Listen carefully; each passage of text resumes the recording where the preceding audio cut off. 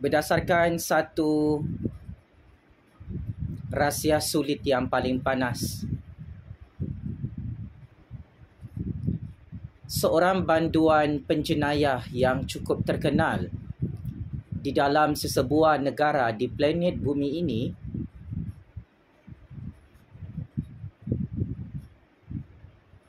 tidak dimasukkan ke dalam mana-mana bilik penjara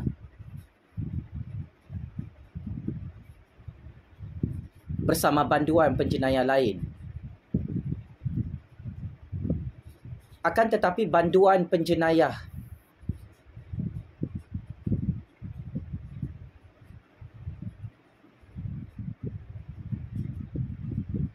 yang sangat terkenal itu diasingkan daripada banduan-banduan penjenayah lain untuk disembunyikan dalam satu sangkar mewah seperti burung merpati.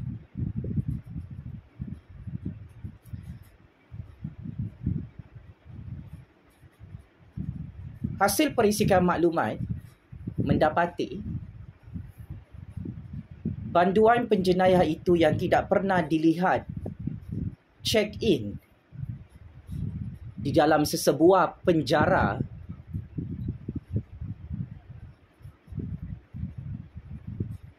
didapati banduan penjenayah itu mendapat layanan first class, layanan VVIP untuk disembunyikan di sebuah rumah mewah yang cukup lengkap seperti hotel bertaraf 5 bintang.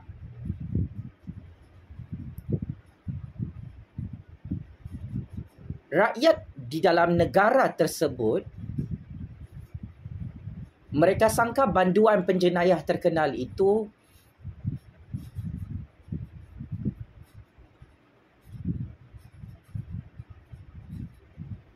sudah disumbat dalam penjara setelah hakim-hakim memutuskan beliau bersalah merompak duit dalam salah satu syarikat yang cukup famous di dunia.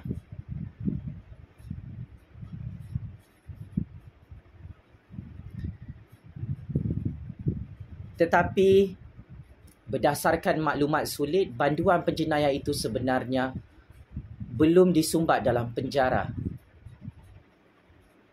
Banduan penjenayah ini hanya disembunyikan di dalam sebuah rumah yang ada aircon, yang ada peti ais, yang ada tempat dapur masak, yang ada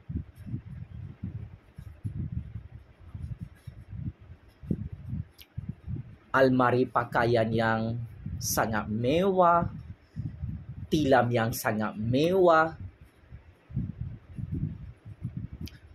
dapat menonton Netflix, dapat menonton Astro, ada televisyen besar. Malah banduan penjenayah ini boleh main Facebook, main TikTok, main Twitter, main apa sahaja platform media sosial sejak beliau dijatuhkan hukuman oleh mahkamah.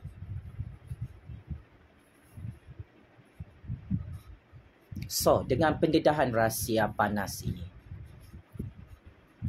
cuba Pak Cik Mak Cik Oto Arun teka, siapakah banduan penjenayah di zaman moden ini, di dalam sesebuah negara di planet bumi ini?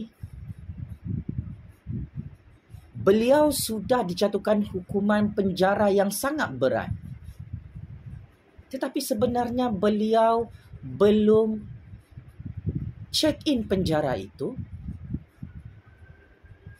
belum menjalani hukuman penjara itu. Malah sebenarnya banduan penjenayah yang dijatuhkan hukuman ini masih bebas, disembunyikan dalam satu tempat yang tidak ada satu orang pun tahu kecuali orang-orangnya sahaja yang tahu. Saya menerima maklumat sulit ini sebelum banduan penjenayah ini dijatuhkan hukuman. Kerana tinteng-tinteng politik di belakang politikus itu menasihatkan agar banduan penjenayah itu hanya sekadar menjadi tahanan rumah.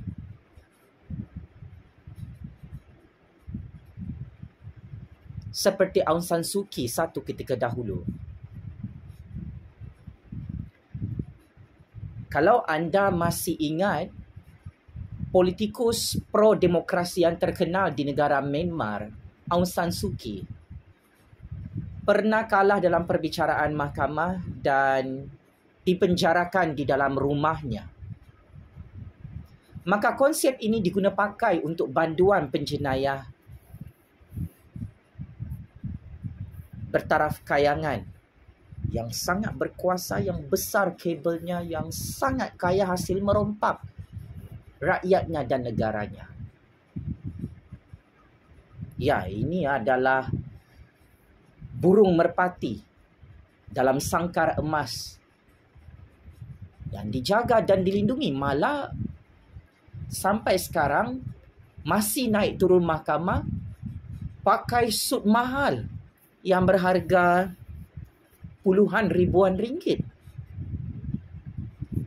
Beliau adalah satu-satunya banduan penjenayah berprofil tinggi di dalam sesebuah negara yang tak pakai baju banduan. Dia pakai baju blazer, pakai suit mewah.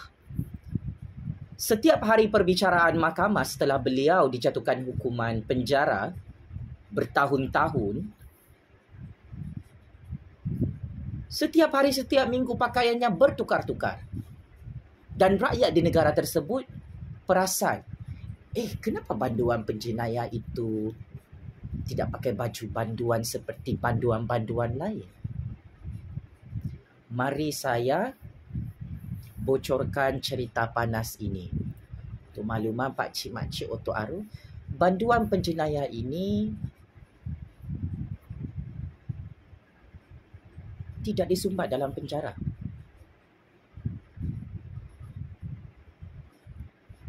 Dia dibinakan satu rumah macam hotel 5 bintang. Peliknya, banduan penjenayah ini tertekan di dalam rumah tersebut sebagai tahanan rumah. Ialah dia tidak dapat pengampunan, dia tidak bebas macam orang lain, macam kita. Sebab tu dia hampir-hampir gila di dalam rumah itu, hampir-hampir bunuh diri di dalam rumah itu sebagai tahanan rumah. Setelah kalah dalam 7 kes jenayah yang dibicarakan dalam mahkamah sesebuah negara di planet bumi ini. Kalau pakcik-makcik Otok Arung bijaksana, cuba teka siapakah politikus bertaraf kayangan ini yang tidak disumbat dalam penjara sekalipun sudah dijatuhkan hukuman. Tetapi beliau hanya ditahan dalam sebuah rumah yang bertaraf hotel 5 bintang. Setuju atau tidak setuju, ini memang kehebatan seorang penjenayah mafia yang paling kebal merompak di dalam negara itu. Dia memang sangat kebal. Sebab itu dia tidak pernah dilihat oleh banduan-banduan penjara lain. Namanya tidak ada dalam penjara. Dia tidak pernah daftar nama pun dalam penjara tu.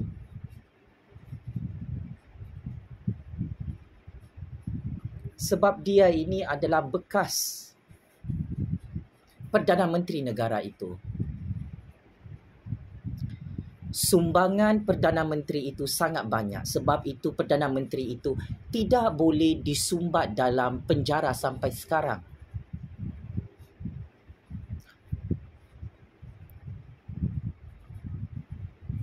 Apakah sumbangan yang menyebabkan beliau hanya jadi tahanan rumah, bukan tahanan penjara?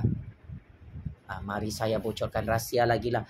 Sebab bekas Perdana Menteri ini, sumbangannya kepada negara adalah merompak duit rakyat berpuluh-puluh bilion ringgit, kemudian dimasukkan dalam akaun bank peribadinya, dimasukkan dalam akaun bank peribadi kroni-kroninya di seluruh dunia. Ini sumbangan bekas Perdana Menteri hebat itu. Saya yakin ada yang boleh teka siapa orang ini. Tetapi jangan tersalah teka. Dan jangan emosi tengok video ini. Saya hanya menyampaikan kebenaran agar rakyat tidak naif dalam percaturan kuasa ini, agar rakyat celik politik, celik undang-undang.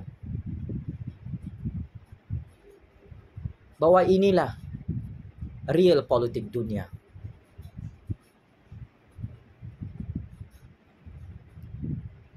Apabila orang yang berjawatan besar, yang sangat kaya merompak negara itu, hakikatnya orang ini walaupun kalah dalam mahkamah,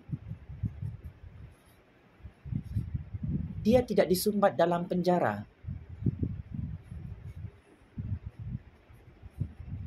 Dia hanya jadi tahanan rumah hotel 5 bintang.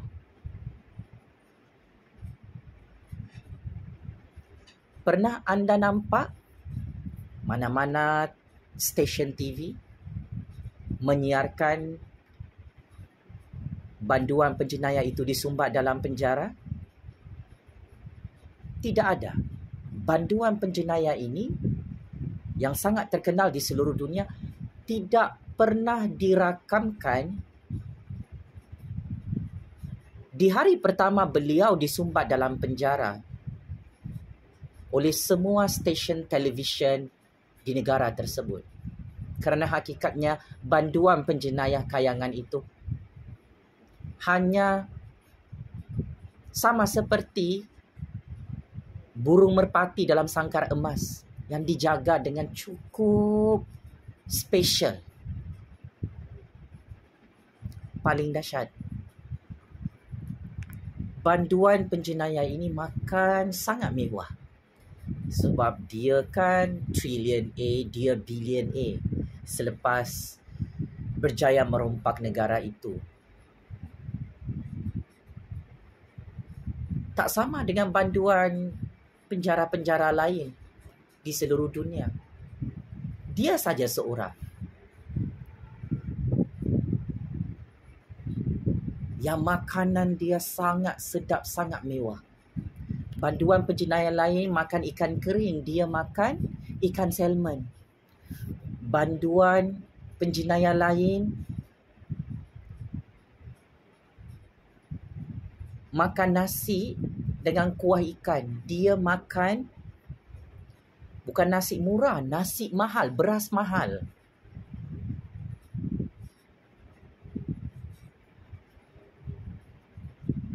So jangan marah, jangan sakit hati. Saya hanya berkongsi maklumat bahawa bekas Perdana Menteri yang dijatuhkan hukuman itu, walaupun sudah dapat layanan yang cukup mewah, walaupun dia hanya jadi tahanan rumah, dia masih lagi marah dan mengamuk.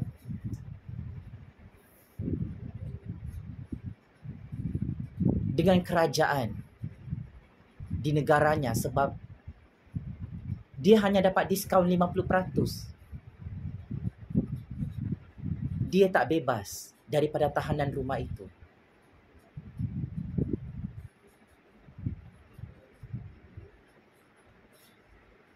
So begitulah Dasar manusia tidak tahu bersyukur.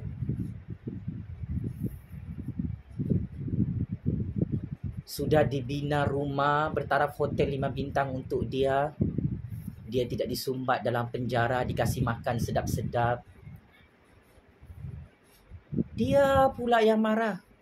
Tak dapat pengampunan untuk dibebaskan dari penjara. Yang bukan pun penjara. So, ada apa-apa komen? Ada apa-apa pengajaran yang Pak Cik Makcik Otok Arung dapat? Tinggalkan komen di sini. Habis sini, kita saja yang tahu cerita panas ni. Jangan disebarkan ya. Siapa yang mau merompak tu jangan rompak sikit-sikit. Rompaklah banyak-banyak. Tidak juga masuk penjara. Checkmate and kantoi habis.